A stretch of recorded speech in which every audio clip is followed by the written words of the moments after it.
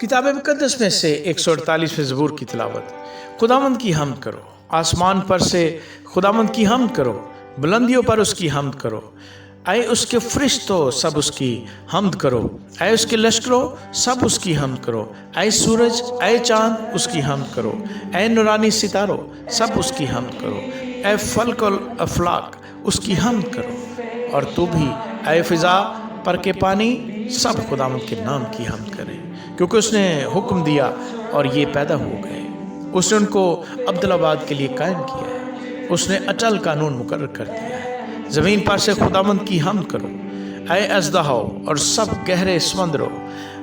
اے آگ اور اولو، اے برف اور کہر، اے طوفانی ہوا جو اس کے کلام کی تعمیل کرتی ہے، سب پہاڑوں اور سب ٹیلوں، اے میوہ دار درختوں اور سب دیوداروں،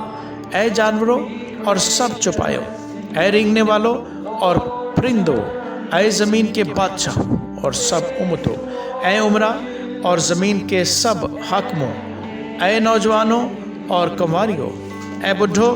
اور بچوں، یہ سب خداوند کے نام کی حمد کریں،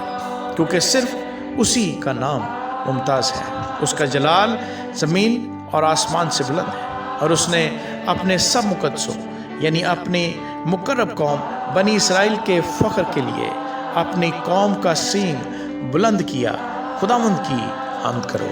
آمین۔